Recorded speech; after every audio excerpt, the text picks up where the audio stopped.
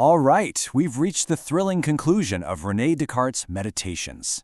So after tearing everything down, after doubting everything imaginable, he's left with just one tiny, solid piece of ground. I think, therefore I am.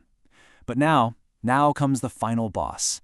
He has to prove that the physical world, your hands, the chair you're sitting in, this screen is actually real. So how on earth does he pull it off? Let's just start with a question that gets right to the heart of this whole mess. Right now, this very second, how do you know with 100% certainty that this isn't all just an incredibly detailed dream? I mean, Descartes himself pointed out that he's never had a feeling while he was awake that he couldn't, imagine having in a dream. This single, powerful doubt is the wall he's got to break through.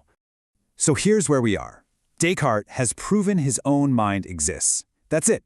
He's basically a lone thinking thing, just floating in a sea of total uncertainty. His own body, the planet, the stars, all of it could just be some grand illusion. The final question is simple, but it is massive. How do you prove that material things actually exist? Now, you'd think the first place to look for proof of a physical world is, through your senses. But Descartes is way too skeptical for that. Instead, he finds his first clue in the last place you'd expect. He doesn't look out at the world, he looks deeper into his own mind, and specifically at the power of imagination. This brings us to a really crucial distinction Descartes makes between two different powers of the mind. On one side, you've got pure understanding. That's just grasping concepts with your intellect. On the other side, you have imagination. That's forming mental pictures. And as he's about to find out, these two things do not work the same way at all. To really get this difference, Descartes uses this brilliant example of a chiliagon. Okay, first, think about a triangle. You can understand it has three sides, right? And you can also easily picture one in your mind's eye, no problem. Now, think about a chiliagon. That's a shape with 1,000 sides. You can perfectly understand the concept, but try to imagine it. Can you actually form a clear mental image of all 1,000 sides and tell it apart from an image of a 999-sided shape? No way. It just becomes this confused, kind of circular blob. And that right there illustrates the key difference. Descartes notices that imagining things takes a particular effort of mind that just understanding them doesn't. This extra effort suggests something huge. While understanding just turns inward on the mind itself, imagination seems to turn outward, as if it's trying to connect to a body. Now, this makes it seem probable that a body exists, but it's not a knockout proof just yet. The main thing here is that imagination and understanding are different, and that's our very first clue to a world outside the mind. Okay, so if imagination only gets us to probably, what about our senses? Sight, sound, touch? I mean, surely they prove the world is real, right? Well, for Descartes, the senses are basically an unreliable witness. He's going to put them on trial. And believe me, the case against them is pretty strong. So he brings in the evidence. First up, optical illusions. Towers that look round from way off but are actually square up close. Second, our internal feelings can be dead wrong. He talks about amputees who feel phantom limb pain in a leg that isn't even there. If you can feel pain in a limb you don't have, how can you trust any feeling of pain? And of course the big one, the dream argument we started with. There's just no surefire way to tell if you're awake or asleep. So for now, the senses are completely off the table as a source of certainty. And this is the moment of crisis. Imagination is just a hint, not proof. The senses, our most direct connection to the world, are fundamentally untrustworthy. It really seems like we're trapped inside our own heads. So, how could Descartes possibly build a bridge from the certainty of his own mind to the reality of the external world? And this is where the pure genius of the argument really comes out.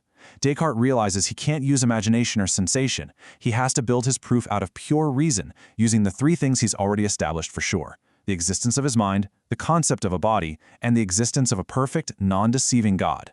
Let's watch how he puts these pieces together. Okay, stick with me. Here's the logical chain. Step 1. He knows he has a clear and distinct idea of his mind as a thinking thing, but not an extended thing in space. Step 2. He also has a clear and distinct idea of a body as an extended thing in space, but not a thinking thing. Since these ideas are totally separate, mind and body must be distinct. Step 3. He notices that his sensory ideas, colors, sounds, heat, they just pop into his head without his permission. They're involuntary, so they have to be coming from somewhere outside his own mind. Now for the final critical move. Step 4. That external source is either a physical body or it's God just planting these ideas directly into his mind. But, and this is the absolute linchpin of the whole argument, God is perfect, and a perfect being wouldn't be a deceiver. Since God gave him this very great inclination to believe these ideas come from physical objects, it would be a flat-out deception if they didn't. Therefore, the conclusion is just inescapable. To keep God from being a deceiver, physical, corporeal things have to exist. And boom, he's done it. Using nothing but pure reason, Descartes has proven that the external, material world is real. But hey, solving one puzzle just creates another one, right? If the mind, this thinking thing, and the body, this physical thing, are so completely different, then how in the world do they interact?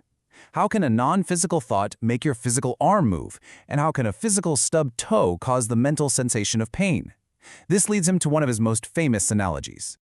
He says the mind isn't just hanging out in the body like a pilot in a ship. Think about it. A pilot just observes damage to their ship from a distance. They see a hole in the hull. But we don't just observe damage to our bodies. When your body gets hurt, you feel pain. When your body needs fuel, you feel hunger. This shows an incredibly deep, intimate connection. So the key insight here is this deep union. Descartes says we're so intermingled with our bodies that we form a single composite whole. Our feelings of hunger, thirst, and pain, they aren't pure thoughts or purely physical events. They are these kind of confused modes of thinking that only happen because of this unique mind-body union. And this also helps him redefine the whole purpose of our senses. See, their job isn't to give us a perfectly accurate scientific picture of reality.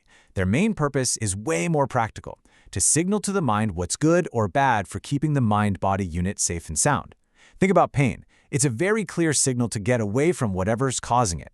And even when our senses mislead us, like when a sick person craves a drink that's actually bad for them, they're still just operating according to their nature, kind of like a broken clock is still following the laws of mechanics, even if it tells the wrong time.